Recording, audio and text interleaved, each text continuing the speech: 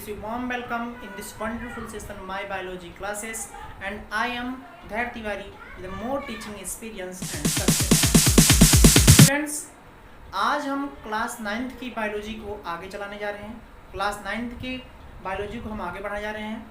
Previous lecture में हमने class 9th की बायोलॉजी में सेल बायोलॉजी को स्टार्ट किया था और उसमें हमने ये जाना कि आखिर सेल क्या होता है, what is definition of cell, who discovery of cell, और सेल की डिस्कवरी की तो कैसे की, किसमें की, कहाँ की, कब की, कैसे की, ये सारी जानकारियाँ हमने ली।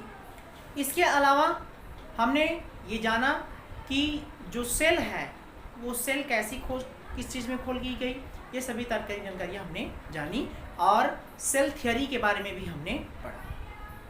हमने ये जाना कि cell is the structural and functional unit of the life. कोशिका जो होती है वो जीवों की क्या होती है, संरचनात्मक तथा क्रियात्मक इकाई होती है। तो अब जब हमने ये जान लिया कि कोशिका क्या होती है, कोशिका की खोज किसने की और कोशिका में कितने सबस्टांस भाग लेते हैं, इसके अलावा कोशिका की सेल थियोरी भी हमने जानी जिसका प्रतिपादन स्लाइडे और स्वान ने किया, और 3 महत्वपूर्ण बातें उन्होंने उसमें बताई। First, all living beings made up by one और मोर सेल। सभी कोशिकाएं जो हैं, सभी जीव जो हैं एक या एक से अधिक कोशिकाओं से मिलकर बने हुए होते हैं। इसके अलावा cell is the structural and functional unit of the life. कोशिका जीवों की संरचनात्मक तथा क्रियात्मक इकाई होती है। तथा तीसरा और सबसे महत्वपूर्ण लास्ट कि all new cell are made up by pre existing cell. सभी नई कोशिकाएं पूर्ववर्ती कोशिकाओं से मिलकर बनी हुई होती हैं। ये 3 कोशिका सिद्धांत हमने जानी जिसका प्रतिपादन स्लाइडे और स्वान ने सर्वप्रथम किया था। सो नाउ जब हम इतनी चीज़ें को जान चुके हैं तो अब टॉपिक शुरू होता है क्या कि types of cell. Now we discuss about in today lecture types of cell. In previous lecture we know this topics what is cell, who discovery of cell and what is the cell theory, and in today lecture we discuss about types of cell. So concentrate board, our today topic is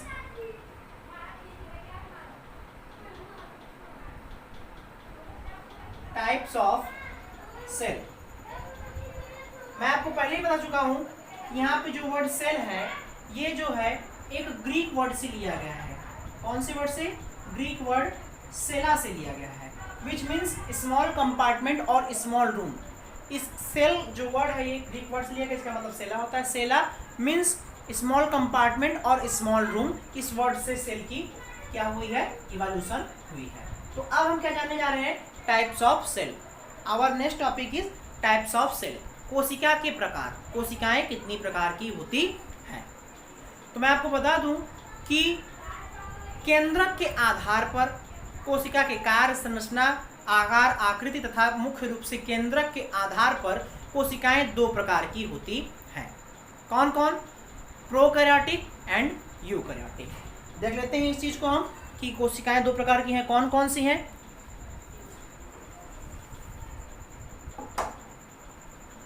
there are 2 types of cell. First is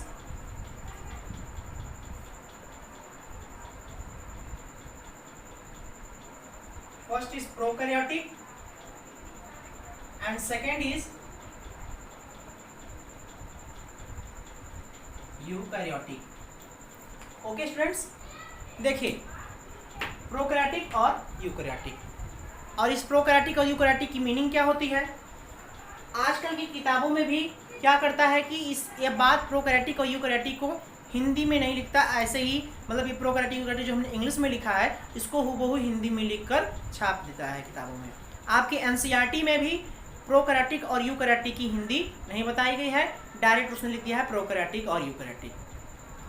बहुत सारे बच्चे जो कि entrance level की तैयारी कर रहे हैं, जो कि इंटर क्वालिफाई 11th में सेल पूरा पढ़ रहे हैं, लेकिन अभी तक उन्हें प्रोकैरियोटिक और यूकैरियोटिक की एक्चुअल में हिंदी में मीनिंग क्या होती है यही नहीं पता होती। ये सबसे बड़ी वीकनेस वाली बात है।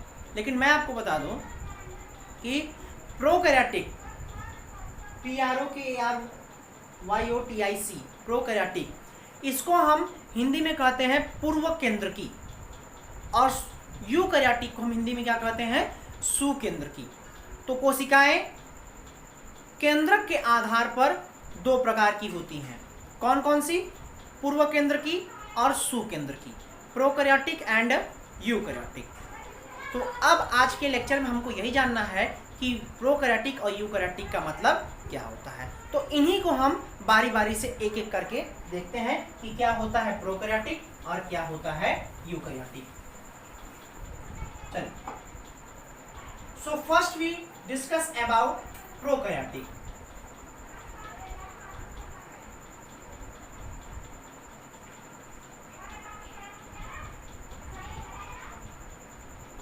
प्रोकैरियोटिक, देखिए मैंने आपको सिंपल सा एक ट्रिक बताया है। क्या बताया जी? कि बायोलॉजी में, खास करके बायोलॉजी में, यदि आपको कोई भी चीज़ हार्ड लगती है, कोई भी थिंग्स हार्ड लगती है, तो आप क्या कीजिए, उसको 2 पार्ट्स में डिवाइड कर दीजिए। क्या करना है जी? उसको 2 भागों में बांट देना है। तो ठीक देखिए, ऐसे जैसे कि हम लोग हिंदी में क्या करते हैं, जैसे कि विद्यालय होता है, तो विद्यालय में क्या करते हैं, हम उसका संधि विच्छेद करते हैं, तो विद्या धन आलय होता है। मीन्स वो प्लेस जहाँ पे हमको विद्या अर्जन करने को मिलती है वो क्या है? विद्यालय है। तो सिंपली हमने उसके बारे में जान लिया।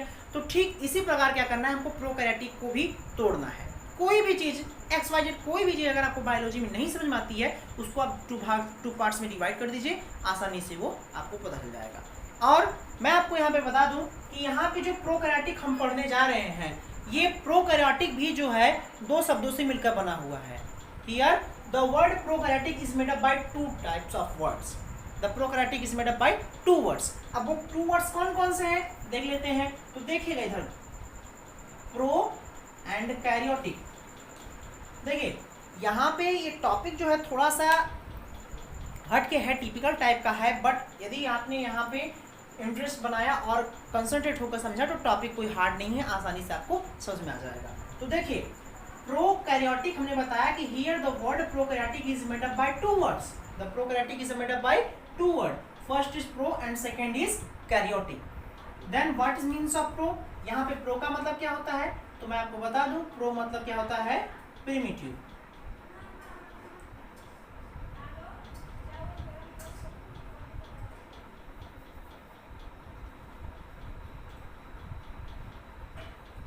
प्रिमिटिव। प्रो का मतलब क्या होता है? प्रिमिटिव। और प्रिमिटिव का मीन्स क्या होता है? Old. What means of primitive? Old. And second karyotic, तो here the word karyotic is made up by one type of Greek word karyon. Okay, here the word karyotic is made up by one type of Greek word karyon and the means of karyon nucleus. Okay, तो यहाँ पे क्या हुआ, दोनों words का हमें meaning पता चल गया। पहला हमारा क्या है? प्रो। प्रो मतलब क्या होता है? प्रिमिटिव। और प्रिमिटिव मीन्स क्या होता है? ओल्ड, मीन्स पुराना, आद्यकाल का। और सेकेंड है कैरियोटिक। कैरियोटिक एक ग्रीक वर्ड से बना हुआ है। कौन से ग्रीक वर्ड? कैरियन से, जिसका मतलब क्या होता है? न्यूक्लियस। तो डिफिनीशन भी देखिए तैयार हो गया। क्या डिफिनीशन तैयार हुआ? कि means that's type of nucleus. Means ये क्या है? कोशिका है। हमने बताया कोशिकाएं 2 प्रकार की होती है, पूर्व केंद्र की और सुकेंद्र की, प्रोकैरियोटिक एंड यूकैरियोटिक। प्रोकैरियोटिक में हमने बताया कि प्रो मीन्स होता है प्रिमिटिव एंड ओल्ड, और कैरियोटिक में बताया कि कैरियोटिक जो है ग्रीक वर्ड कैरियन से बना, जिसका मतलब क्या होता है? न्यूक्लियस होता है। तो अब देखिए डिफिनीशन क्या बना। डिफिनीशन कैसे आप बताएंगे प्रोकैरियोटिक की? Means that's type of cell, क्योंकि एक प्रोकैरियोटिक क्या है? एक कोशिका है। तो क्या कैसे डिफिनीशन बताएंगे? Means that's type of cell which nucleus are primitive type और old type, so that cell we call prokaryotic cell. ऐसी कोशिका जिसका केंद्रक कैसा हो? पुराने ढंग का हो, बहुत पुराना हो, तो ऐसी कोशिका को हम लोग क्या कहते हैं? पूर्व केंद्र की कोशिका कहते हैं। और इस कोशिका का जो केंद्रक होता है, that cell, this cell nucleus is a very old type, very primitive type. और कह सकते हैं हम कि ऐसी कोशिका का केंद्रक जो होता है वो अल्प विकसित होता है, मतलब इस केंद्रक का पूर्ण रूप से विकास नहीं हुआ रहता है, यह बहुत पुराना केंद्रक होता है। तो ऐसे केंद्रक वाली कोशिका को हम लोग क्या कहते हैं? पूर्व केंद्र की कोशिका कहते हैं। एक बार फिर सुनिएगा, that's type of cell which nucleus are primitive type और old type, so that cell called prokaryotic cell.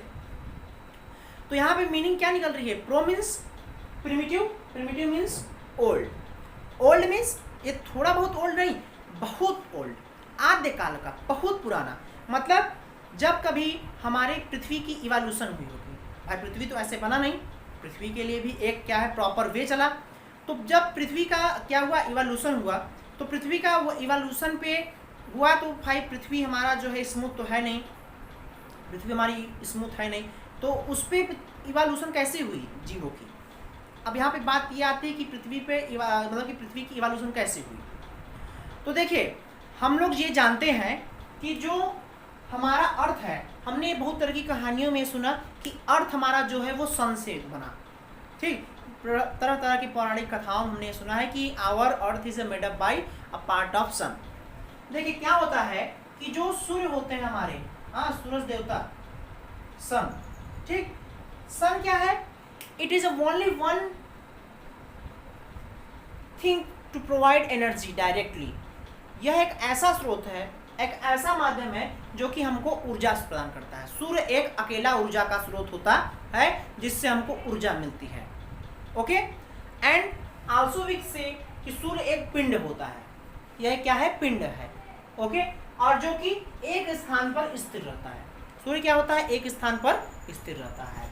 और इस पिंड की चक्कर कौन लगाता है, ग्रह लगाता है। पिंड का चक्कर कौन लगाता है जी, ग्रह लगाता है। तो मान लीजिए हम सपोज करते हैं, जैसे सबसे करीबी ग्रह को छोड़िए, जैसे मान लीजिए ये पिंड है सूर्य, तो इसका चक्कर मान लीजिए हमने लगाया, मान लिया कि इसका चक्कर कौन लगाता है, पृथ्वी। अभी तो पृथ्वी का इवोल्यूशन नहीं हुआ है, लेकिन हम आपको एक सपोज करके बता रहे हैं, जैसे कि क्योंकि देखिए पृथ्वी को हम लोग समझते हैं जल्दी, क्योंकि हमारे पृथ्वी के निवासी हैं। अब भाई करीबी ग्रह बताएंगे, मंगल है, बुध है, बृहस्पति, तो ये हर एक बच्चों को पता नहीं रहती। तो आपको मैं समझाने के लिए बता रहा हूँ कि जैसे कि सूर्य हमने बताया, सूर्य क्या है, एक पिंड है, एक ग्रह है जो कि एक जगह पर स्थिर रहता है।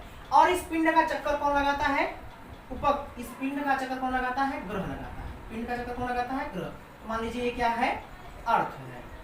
ओके, अब ये अर्थ क्या करता है, हर समय इसका चक्कर लगाता रहता है, गोल गोल घूमता रहता है। अब अगली बात, इस ग्रह का चक्कर कौन लगाता है, तो उपग्रह। तो अब इस पृथ्वी का उपग्रह कौन है जी, कह दीजिए मून। कौन है, मून है। अब देखिए ये पिंड है, एक जगह पर स्थिर है, इस पिंड का चक्कर कौन लगा रहा है, ग्रह लगा रहा है, मान लीजिए अर्थ। अब इस अर्थ का चक्कर कौन लगा रहा है, उपग्रह लगा रहा है, मान लीजिए मून। और उस उपग्रह का चक्कर कौन लगा रहा है, आर्टिफिशियल उपग्रह, कह सकते हैं सैटेलाइट। सैटेलाइट इसके चक्कर लगा रहे हैं। ओके, सैटेलाइट इसके क्या कर रहे हैं, चक्कर लगा रहे हैं। तो ये तो हम अभी अर्थ की बता रहे हैं। ऐसे ही करीबी ग्रह पृथ्वी का जो है वो क्या करता था, चक्कर लगातार चक्कर लगातार चक्कर लगा रहे थे। और इसके चक्कर लगाते समय ही क्या हुआ, एन एक्सीडेंटल प्रोसेस, क्या हुआ कि सन का कुछ पार्ट टूटकर क्या हुआ, नीचे गिर गया। सन से थोड़ा सा पार्ट टूटकर क्या हुआ, नीचे गिर गया। तो अब देखिए ये सन का ही पार्ट है। तो सन का क्या है, सन हमने आप जानते हैं कि सूर्य एक आग का धधकता हुआ गोला है। सूर्य क्या है, एक आग का धधकता हुआ गोला। इसमें ढेर सारी एनर्जियां हैं, बहुत ज़्यादा एनर्जी है, हर समय ये जलता रहता है आग की तरह, कोयले की तरह। तो यह एकदम गर्म तप्त कोयले की तरह आग का धधकता हुआ गोला है। अब उससे जो पार्ट टूटकर यहाँ पे बाहर गिरा, वो भी कैसा था, बिल्कुल लाल था, बिल्कुल आग के जैसे वो भी धधक रहा था। ठीक, तो वो भी क्या था, एकदम गर्म था, एटमॉस्फेयर में एकदम हीट था। लेकिन जरा आप बताएंगे कि कोई भी मटेरियल हमारा कब तक हीट रहता है, वो तब तक हीट रहता है जब तक उसको हम हीट देते रहते हैं। हीट देना बंद तो मटेरियल ऑटोमेटिकली धीरे धीरे क्या होती है, मॉइस्चराइज, ठंडी होती चली जाती है। ठीक वैसे ही जैसे कि जैसे कोई भट्टी जल रही है, उसमें जो कोयला पड़ा है, आप उस कोयले को निकाल कर जमीन पर रख दीजिए, तो अब वो कोयला क्या होगा, धीरे धीरे ठंडा होता चला जाएगा, कूल होता चला जाएगा। तो ठीक उसी प्रकार जब इस सन से थोड़ा पार्ट टूटकर जमीन पे गिरा, ठीक, तो ये क्या हुआ भाई, गर्म है, और ये अपने पार्ट से गिरकर यहाँ आ गया, इसको एनर्जी भी मिला, भाई बंद हो गया कि गर्म अब नहीं रहेगा, धीरे धीरे ठंडा होगा। तो धीरे धीरे मॉइस्चराइज होना शुरू किया।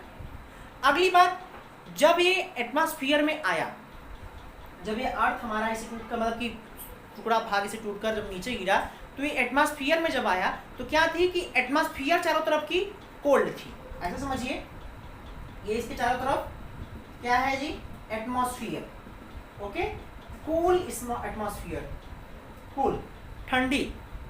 इसके चारों तरफ क्या था, ठंडा वातावरण था। भाई एटमॉस्फेयर ऑलवेज कोल्ड होता ही है ये, ठीक। और जो ये पार्ट टूट के इससे अलग हुआ, वो कैसा था, बहुत अधिक हीट था, बहुत ही अधिक गर्म था। तो अब देखिए गर्म को एकाएक ठंडे में ले जाइए तो क्या होता है, वहाँ से कुछ ना कुछ वाष्प क्रिया होती है। जैसे आप पढ़े होंगे कि बादलों का फॉर्मेशन कैसे होता है, नदी होती है, इसमें धूप पड़ता है तो गर्म होता है, तो उससे वाष्पन की क्रिया होती है। ठीक, तो ठीक उसी प्रकार क्या हुआ कि इसने अपने एटमॉस्फेयर के चारों तरफ की क्या की नमी को, ठंडीपन को क्या किया, इसने एब्जॉर्ब किया और वाष्प बनाकर, वेपर बनाकर ऊपर की तरफ सिक्रीट किया और वहां पे क्या हुआ, बादलों का फॉर्मेशन हुआ, ऊपर क्या हुए, बादल बने। ठीक, जब बादल बने तो ढेर सारे जब बादल बने तो क्या हुए, आपस में टकराए और टकराने के बाद फिर क्या हुआ, इनमें बारिश हुई, बादलों से क्या हुआ, बारिश हुई। ठीक, तो जब सबसे पहली बारिश हुई तो क्या हुआ, जैसे अभी हम गर्म गैस पे तवा चढ़ाए हैं और उसको उतार के हमने नीचे रखा और पानी का उस पर छिट्टा मारा। ठीक, तो क्या होता है, छाया सी आवाज आती है, वाष्प बन के निकलता है। तो ठीक ऐसा ही अर्थ के साथ भी हुआ। जब पहली बार क्लाउड के द्वारा जो रेन का वाटर है वो जब अर्थ पर गिरा तो ये भी छाए बोल के वाष्प वेपर बनकर उड़ गया। लेकिन यहाँ पे एक विशेष प्रकार की क्रिया हुई, ये जो ड्रॉप्स, वाटर ड्रॉप्स गिरे अर्थ पर और उसने उस पर गिरे और ये वेपर बन के तुरंत वापस हो गए छाए बोल के। लेकिन इस क्रिया में क्या हुआ, एक विशेष प्रोसेस हुआ, इसमें एक विशेष प्रोसेस हुआ। क्या प्रोसेस हुआ कि जो ड्रॉप्स गिर रहे थे, ये जो वाटर के ड्रॉप्स गिर रहे थे क्लाउड के द्वारा, ये गिरे और वाष्प बन के ऊपर गए, ये बात सच है। लेकिन जब ये वाष्प बन के ऊपर गए तो ये अपने साथ गुप्त उष्माएं भी लेकर गए। क्यों, क्योंकि देखिए जो ये ड्रॉप गिर रहा था तो इस ड्रॉप का कुछ ना कुछ होगा आयतन, कुछ ना कुछ स्थान घेरता होगा ये। ठीक, तो जितनी दूर जितना जितना mm का एक ड्रॉप होता था वाटर का, वो उतने एरिया की हीट को क्या करता था, एब्जॉर्ब कर लेता था। जो ड्रॉप गिरता था अर्थ पे तो जितना mm का वो ड्रॉप होता था उतने mm की एरिया को वो क्या करता था, उतने mm की हीट को एब्जॉर्ब करके अपने साथ वेपर बन के उड़ जाता था।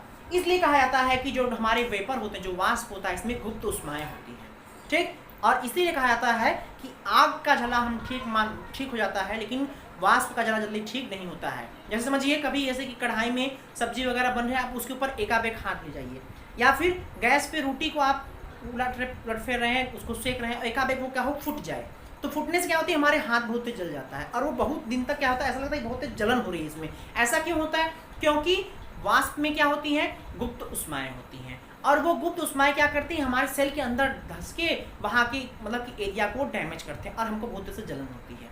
तो जो अब बरसात हुई, जो रेनी हुई, उस रेनी के फलस्वरूप जो ड्रॉप्स गिरे इस अर्थ पे, वो ड्रॉप्स क्या किए, अपने साथ गुप्त उष्माओं को लेकर साथ में गए। तो ऐसी एक क्रिया लगभग हजारों लाखों वर्षों तक ऐसे चलते रहे और ड्रॉप गिरता पृथ्वी पर और वो वाष्प बन के छाए बोल के क्या करता, वापस उड़ जाता। ये क्रिया ऐसे होती रही, जितना ड्रॉप जितना एरिया का ड्रॉप होता था उतने एरिया को वो क्या करता था, गर्मी को अपने साथ लेकर जाता था। ये क्रिया ऐसे रेगुलरिटी क्या हुई, चलती रही और ये ऐसे होते होते फिर क्या हुआ, एक समय ऐसा आया कि इस अर्थ का सबसे ऊपरी पार्ट जिसे हम क्या कहते हैं, भूपर्पटी कहते हैं, पृथ्वी का सबसे ऊपरी पार्ट भूपर्पटी, वो क्या हुआ, मॉइस्चराइज हो गया, ठंडा हो गया।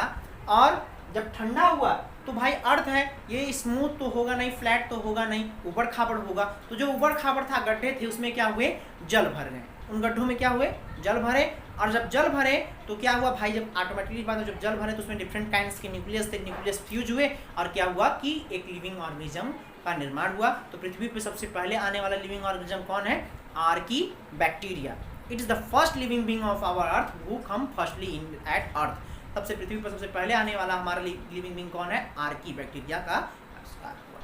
ठीक, तो वो जो आर्की बैक्टीरिया था, हमने कहा ना अभी कि जब पृथ्वी का विकास हुआ और उस पर जीवों का विकास हुआ तो वो सबसे पहला जीव का कोशिका कैसा था, प्रोकैरियोटिक टाइप का था। हमारा पॉइंट ये है, हमने आपको ये तो समझाने के लिए बोला कि हमारा मेन पॉइंट क्या है, ये है प्रोकैरियोटिक। क्योंकि मैंने प्रोकैरियोटिक की आपको मीनिंग बताई। प्रो मीन्स क्या होता है, प्रिमिटिव, प्रिमिटिव मीन्स ओल्ड, मतलब बहुत पुराना। और कैरियोटिक एक ग्रीक वर्ड से बना है, कौन से, कैरियन से, जिसका मतलब क्या होता है, न्यूक्लियस।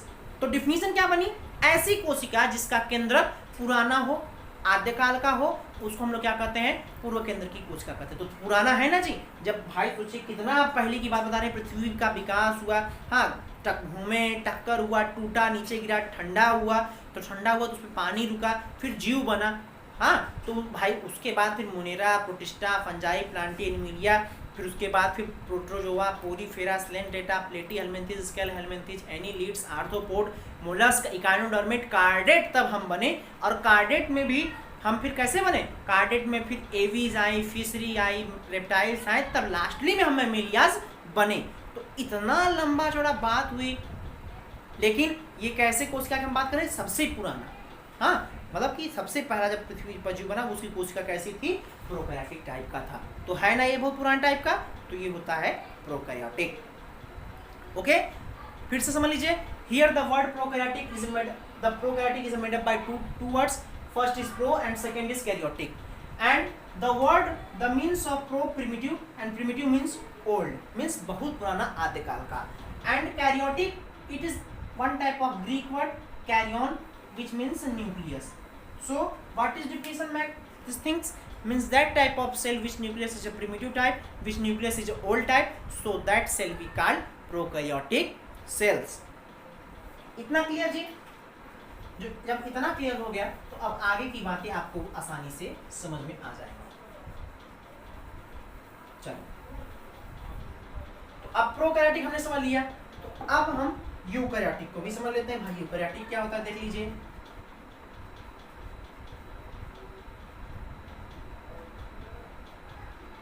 यूकैरियोटिक, तो जैसे हमने प्रोकैरियोटिक को बताया 2 वर्ड से मिलकर बना हुआ है, वैसे यूकैरियोटिक भी क्या है? 2 शब्दों से मिलकर बना हुआ है। इसको भी देख लेते हैं क्या क्या होता है। तो देखिए, eukaryotic, you and karyotic. Here the means of you true और न्यू, एंड कैरियोटिक आपको पता ही है पहले से, एक ग्रीक वर्ड से बना है। कौन से ग्रीक वर्ड से बना है जी? एक ग्रीक वर्ड कैरियन से बना है, विच मीन्स न्यूक्लियस। ओके, तो अब तैयार हो गया।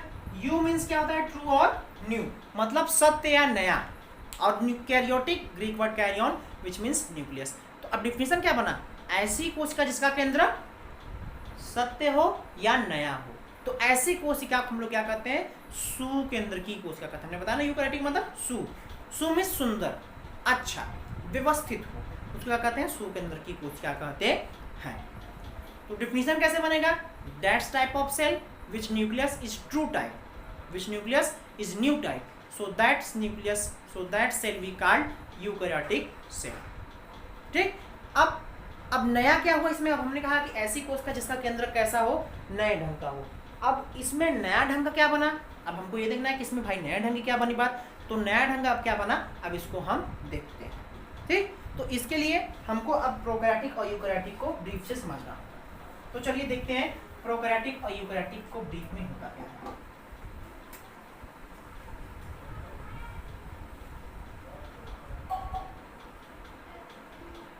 प्रोकैरियोटिक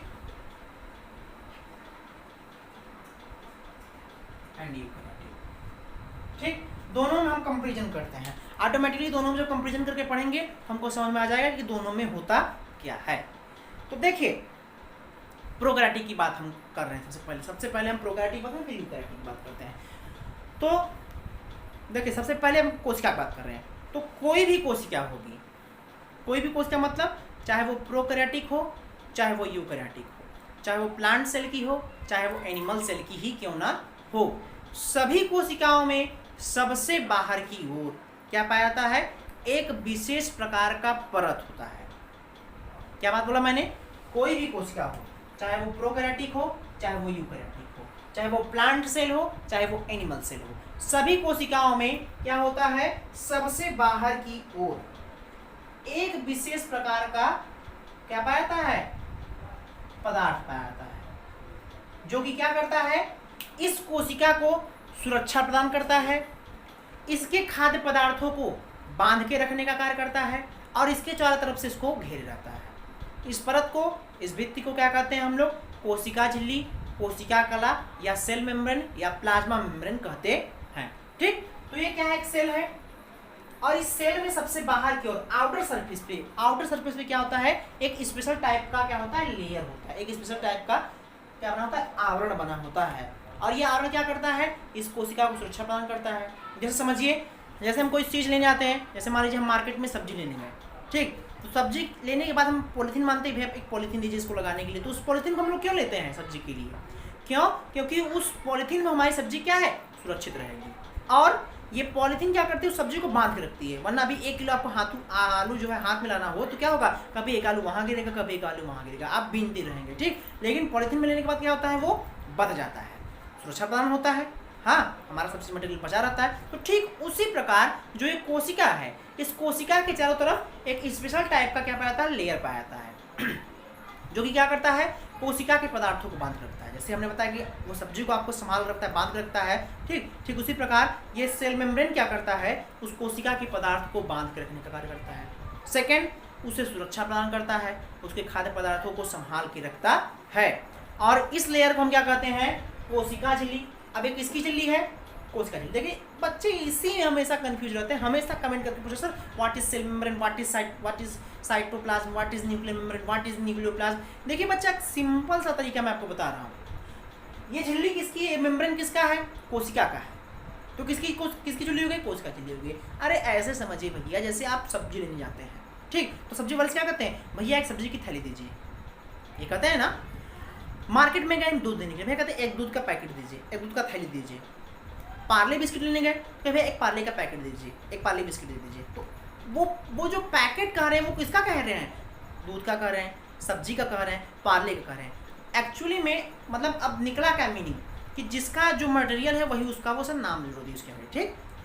उस मेम्ब्रेन के अंदर, उस झिल्ली के अंदर जो मटेरियल भरा है वो उसकी झिल्ली हो गई, ठीक। जैसे हमने ये शर्ट पहना है तो किसका शर्ट है, मेरा शर्ट है, ठीक। किसी चीज़ को आपने किसी से कवर किया है तो वो कवर किसका है, उस मटेरियल का कवर है। तो ठीक उसी प्रकार ये जो मेम्ब्रेन है, जो भित्ति है, जो झिल्ली है, इसने किसको कवर किया है, सेल को कवर किया। ये क्या है, सेल है। कौन सी सेल है, कोई भी सेल, हमने कहा प्रॉपर कोई भी सेल, चाहे वो यूकैरियोटिक हो चाहे वो प्रोकैरियोटिक हो, दोनों की बात यहाँ पे हो रही है।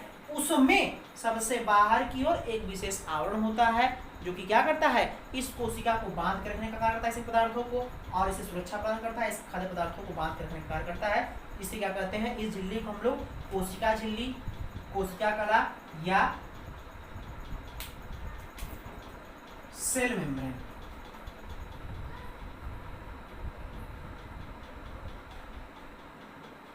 सेल मेम्ब्रेन कहते हैं। इस आवरण को हम क्या कहते हैं, सेल मेम्ब्रेन या साइटोप्लाज्म, फिर प्लाज्मा मेम्ब्रेन भी कहते हैं। इतनी बात समझ में आ गई। तो अब आगे देखते हैं। अब देखिए, आवरण के बारे में हमने जान लिया, दोनों कोशिकाओं की बात हो रही है, हम चाहे वो प्रोकैरियोटिक हो चाहे वो यूकैरियोटिक हो, दोनों में एक विशेष आवरण सबसे बाहर की कोशिका में पाया जाएगा। अगली बात करते हैं। अब क्या होता है कि इस कोशिका के अंदर, अब वो चाहे कौन सी कोशिका, चाहे जो कोशिका, चाहे वो यूकैरियोटिक हो चाहे वो प्रोकैरियोटिक हो, दोनों कोशिकाओं की बात हम कर रहे हैं। तो इस कोशिका के अंदर क्या होता है, एक विशेष प्रकार का तरल पदार्थ भरा होता है ना जी। अब क्या होता, आप क्या बताएंगे कि अब इस कोशिका झिल्ली के अंदर एक विशेष प्रकार का तरल पदार्थ भरा होता है। क्या भरा होता है, एक विशेष प्रकार का तरल पदार्थ भरा होता है। लीजिए, तरल पदार्थ हमने भर दिया इसमें, ठीक। क्या बताएंगे, अब क्या होगा, इस कोशिका झिल्ली के अंदर एक विशेष प्रकार का तरल पदार्थ भरा होता है, जिसकी वजह से अब इस कोशिका, इस तरल पदार्थ का कार्य क्या होता है, पहले कार्य बताएंगे उसका नाम बताएंगे, ठीक। तो क्या बताएंगे कि अब इस झिल्ली के अंदर वो झिल्ली चाहे जैसी, चाहे वो यूकैरियोटिक हो चाहे प्रोकैरियोटिक हो, सभी में बात पाई जाएगी।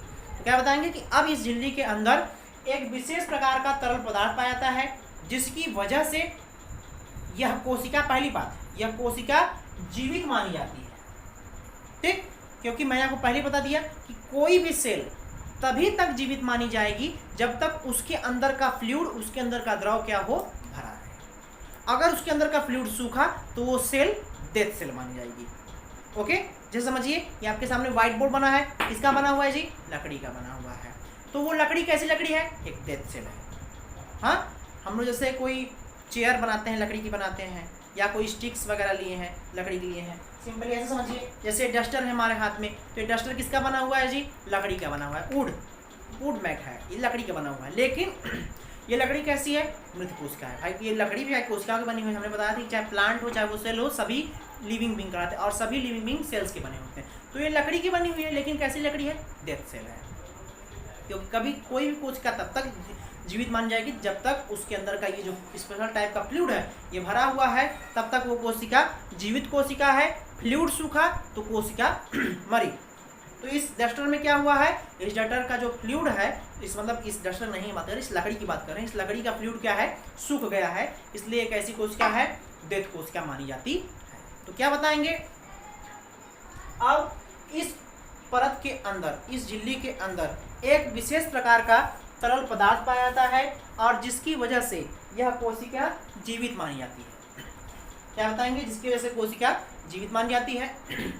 और इस तरल पदार्थ को क्या कहते हैं हम? इस तरल पदार्थ को हम कोशिका द्रव या फिर कह सकते हैं कोशिका द्रव या साइटोप्लाज्म।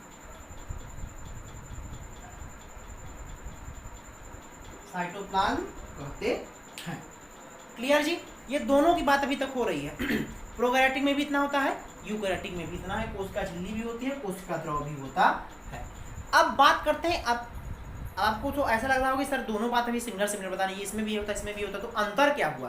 तो पुरानी कोशिका और नई कोशिका में डिफरेंस क्या रहा? तो चिंता मत करिए, आपके डिफरेंस को मैं बनाने जा रहा हूँ कि इसमें क्या डिफरेंस होते हैं। तो अब बात करते हैं हम डिफरेंस की। अभी तक हमने कॉमन बातें की, जैसे मैथ लगाते हैं तो कहते भैया इसमें ये बात कॉमन है, उसको हम लोग राइट साइड ले लेते हैं कॉमन बात को, ठीक। तो उसमें ऐसे इसमें भी ये दोनों बातें अभी तक क्या थी? कॉमन थी, जो कि दोनों कोशिकाओं में पाई जाती हैं। अब चेंजेस क्या होती हैं इसका बात हम करते हैं। तो ध्यान दीजिएगा, यदि वो कोशिका प्रोकैरियोटिक है, सबसे पहले जानिए कि कोई भी कोशिका है तो उसमें 3 सबस्टेंस होते हैं। अगर उसके 3 पदार्थ है तब वो कोशिका मानी जाएगी। कौन कौन? उसमें कोशिका झिल्ली हो, उसमें कोशिका द्रव हो और केंद्रक हो, ठीक। ये तीनों सबस्टेंस जिसमें होंगे वो कोशिका मानी जाएगी, अपवाद को छोड़कर, क्योंकि एक्सेप्शन बायोलॉजी में बहुत है। हाँ, तो इसलिए हमने कहा कि exception of science is called biology, वो बात अलग है। लेकिन कोई भी कोशिका तब तक कोशिका मानी जाएगी जब तक उसमें 3 सबस्टेंस पाए जाएंगे। जब उसमें 3 सबस्टेंस नहीं होंगे तो कोशिका नहीं मानी जाएगी। कौन कौन? Cell membrane, cytoplasm and nucleus. और इन्हें हम कोशिका का मुख्य अवयव भी कहते हैं, ठीक। तो यदि बात प्रोकैरियोटिक की होगी, यदि हम जितने ये जो कोशिका बनाई है, ये कोशिका अगर हमारी प्रोकैरियोटिक है तो ये 2 बातें तो उसमें होंगी कॉमन। लेकिन अब इसके अलावा और कौन सी बात होगी? तो इसके अलावा इसमें बात ये होगी कि इसका केंद्रक। अब बात किसकी शुरू होगी? केंद्रक की शुरू होगी, ठीक। तो केंद्रक के बारे में आप जब किताबों में पढ़ेंगे, इस समय प्रेजेंट टाइम की किताबों में सबसे बड़ी बात यही कमी कर रहा है। एनसीईआरटी भी, जिसको हम लोग बहुत प्रिस्क्राइब देते हैं, एनसीईआरटी भाई बहुत बढ़िया बुक है, लेकिन एनसीईआरटी में भी ये साफ वर्ड में लिख दिया गया है कि पूर्व केंद्र की कोशिकाओं में केंद्रक होता ही नहीं है, एब्सेंट, न्यूक्लियस इज एब्सेंट। साफ बात में बता दें कि न्यूक्लियस होता ही नहीं है, जबकि ऐसी कोई भी बात नहीं होती है। यहाँ पे आप तरह तरह की किताबों को, कुमार मित्तल भी आप देख सकते हैं, सीधे वर्ड में लिख दिया है कि इसमें कोशिका, पूर्व केंद्र की कोशिकाओं में केंद्रक होता ही नहीं, केंद्रक अनुपस्थित, सीधे केंद्रक अनुपस्थित। राजीव प्रकाशन की बुक में भी आप देख सकते हैं, लिखा है सीधे वर्डों में केंद्रक अनुपस्थित। ओके, तो ये सभी किताबें क्या है, डायरेक्ट एक प्रकार से स्टूडेंट्स के माइंड में बात भर दी रही हैं, या फिर तरह तरह के जो टीचर्स हैं वो डायरेक्ट बता दे रहे हैं कि केंद्रक इसमें होता ही नहीं है, जबकि ऐसी बात नहीं होती है। केंद्रक होता है, बट क्या होता है कि केंद्रक इसका कैसा होता है? अल्प विकसित होता है या फिर पुराना होता है। क्योंकि देखिए वर्ड हमारा क्या है? पूर्व केंद्र की। पूर्व मतलब पुराना, केंद्रक मतलब पुराना केंद्रक, अल्प विकसित केंद्रक। जैसे समझिए स्टार्टिंग में जब मोबाइल बना था, जो मोबाइल आप देख रहे हैं, जिस मोबाइल पर हमारी वीडियो देख रहे हैं, वही मोबाइल की हम बात कर रहे हैं। तो जब स्टार्टिंग में हमारा ये मोबाइल बना था, बहुत पहले जब शुरू में मोबाइल आया था, तो कैसा था? छोटा सा था, कीपैड था, खाली हम उससे बात कर सकते थे, ठीक। अब उसमें चेंजेस क्या हुए, ये आप सामने देख रहे हैं चेहरा, तो ये क्या है? चेंजेस हैं। तो जो वो पुरानी मोबाइल थी वो क्या था? प्रोकैरियोटिक मान लीजिए। और जो आप आज एंड्रॉयड सेट पे आप देख रहे हैं क्लास हमारी, वो क्या है? यूकैरियोटिक कोशिका है। तो चेंजेस है ना भाई, लेकिन अब क्या कह देंगे ऐसे कि मोबाइल नहीं थी। जो प्रोकैरियोटिक टाइप का मोबाइल, हमने बताया कि जो कीपैड मोबाइल था वो क्या है, उसको कीपैड मोबाइल का प्रोकैरियोटिक मान लीजिए, और जिस मोबाइल पे आप इस समय हमारी वीडियो देख रहे हैं उसको आप यूकैरियोटिक मान लीजिए। तो क्या आप ये कह सकते हैं कि जो कीपैड मोबाइल था वो मोबाइल था ही नहीं? भाई वो भी तो मोबाइल था, लेकिन उसमें क्या था, फीचर्स कम थे। और अब ये जो प्रेजेंट टाइम में एंड्रॉयड सेट हो गया, उसमें क्या हुए, फीचर्स ज़्यादा। ठीक वही बात यहाँ पे प्रोकैरियोटिक और यूकैरियोटिक में भी हुई, क्योंकि वर्ड हमारा क्या है, prokaryotic. Pro means primitive, primitive means old, और कैरियोटिक ग्रीक वर्ड कैरियन से बना, जिसका मतलब होता है nucleus, means that type of cell which nucleus is primitive type. मतलब इसका जो केंद्रक होता है, जो प्रोकैरियोटिक कोशिका का जो केंद्रक होता है वो बहुत पुराना होता है, अल्प विकसित होता है, या असत्य केंद्रकी होता है।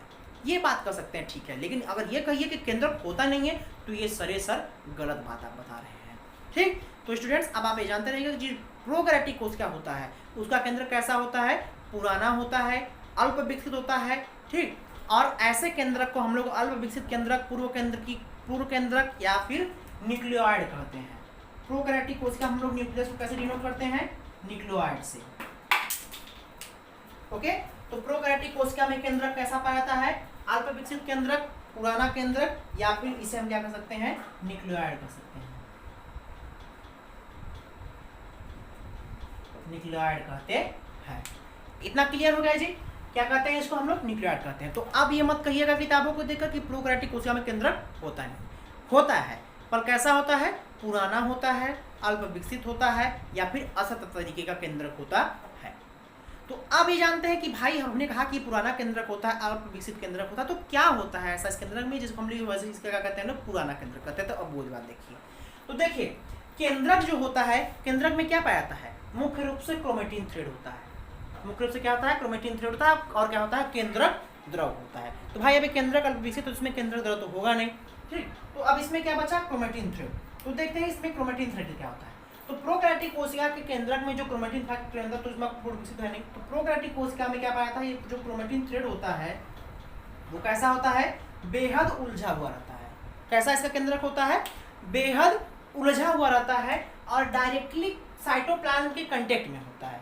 जो प्रोकैरियोटिक कोशिकाओं का जो केंद्रक पाया जाता है वो कैसा होता है, अत्यधिक उलझा हुआ रहता है, अत्यधिक बृहद होता है, अत्यधिक उलझा हुआ रहता है, सीधे कोशिका द्रव के संपर्क में होता है। दूसरी बात समझिएगा, प्रोकैरियोटिक कोशिकाओं में जो केंद्रक पाया जाता है उसका केंद्रक कैसा होता है, बहुत अधिक उलझा हुआ रहता है, आपस में बहुत अधिक उलझा हुआ रहता है, सीधे कोशिका द्रव के संपर्क। दूसरी बात बता रहे हैं, पहली बात इसका क्रोमेटिन थ्रेड, क्रोमेटिन जालिका बहुत अधिक क्या होता है, उलझा हुआ रहता है। दूसरी बात, सीधे कोशिका द्रव के संपर्क में होता है। कैसे होता है, कोशिका द्रव के संपर्क, देखिए सीधे कोशिका द्रव के संपर्क में, भाई ये कोशिका, कोशिका में पूरा कोशिका द्रव भरा है, और कोशिका द्रव में क्या है, क्रोमेटिन थ्रेड है। तो सीधे कैसा होता है, ये क्रोमेटिन थ्रेड में, जो क्रोमेटिन थ्रेड बहुत उलझा रहता है, सीधे कोशिका द्रव के संपर्क में रहता है। तीसरी बात, इसके चारों तरफ कोई विशेष प्रकार का आवरण नहीं पाया था, क्योंकि ये क्या है, पूर्व केंद्र की कोशिका है, पुराना केंद्रक है, इसमें केंद्रक का पूर्ण विकास नहीं हुआ है। तो पूर्ण विकास क्या नहीं हुआ, यही पूर्ण विकास नहीं हुआ। प्रोकैरियोटिक कोशिका में क्या होता है, यही जो केंद्रक क्रोमेटिन थ्रेड अभी तक उलझा हुआ है, आपके दिखाया हमने कि इसमें क्रोमेटिन थ्रेड उलझा हुआ रहता है। यूकैरियोटिक में क्या होता है, ये उलझा नहीं था, बंध जाता है, एक विशेष प्रकार का प्रोटीन पाया जाता है, बताते हैं अभी आपको आगे। ठीक, और जो सीधे कोशिका द्रव के कंटेक्ट में है, ये कोशिका द्रव के कंटेक्ट में सीधे नहीं होता। क्यों, क्योंकि इसके चारों तरफ एक विशेष प्रकार का आवरण बन जाता है, जिसको हम लोग न्यूक्लियर मेम्ब्रेन कहते हैं, केंद्रक भित्ति कहते हैं, केंद्रक झिल्ली कहते हैं। ठीक, तो ये उसमें डिफरेंसेस हो जाते हैं, और प्रोकैरियोटिक कोशिका में ये डिफरेंसेस नहीं होते। इसका क्रोमेटिन थ्रेड जो होता है सीधे उलझा हुआ रहता है, कोशिका द्रव के डायरेक्ट का संपर्क में होता है, और इसके चारों तरफ कोई विशेष प्रकार का आवरण नहीं पाया था। क्लियर जी। तो अब आज के क्लास को हम यहीं पर स्टॉप करते हैं। ठीक, इसके आगे की बात को हम प्रीवियस लेक्चर में जानेंगे। तो यदि आपको आज का नॉलेज अच्छा लगा हो, आज की क्लास आपको अच्छी लगी हो, तो वीडियो को लाइक करिएगा, और यदि आप हमारे चैनल के साथ पहली बार जुड़ रहे हैं तो हमारे चैनल को सब्सक्राइब करिए, और सब्सक्राइब करने के साथ साथ बेल आइकन में ऑल बटन को क्लिक करना जरूर करिएगा, इसको भूलिएगा नहीं, क्योंकि अगर हमारी कोई भी नोटिफिकेशन होती है तो वो आपके पास पहुंच जाए। और इस चैनल को ज़्यादा से ज़्यादा शेयर करिएगा, और यदि आपको कोई भी प्रॉब्लम्स हो रही है तो आप कमेंट बॉक्स में उसको पूछ सकते हैं, और यदि फिर भी नहीं सॉल्व हो रही है तो आप हमारे पर्सनल आईडी और व्हाट्सएप नंबर 9621574737 पर भेज सकते हैं, जिसे मैं डिस्क्रिप्शन बॉक्स में हमने लिख दिया है। उस हमारे पर्सनल व्हाट्सएप नंबर पे आप हमसे इससे जुड़ सकते हैं। तो अब आज के टॉपिक को, आज के सेशन को हम यहीं रोकते हैं। आपसे फिर मिलेंगे एक अगले वीडियो के साथ, एक अगले नॉलेज के साथ। तब तक के लिए कहीं मत जाइएगा, जुड़े रहिएगा।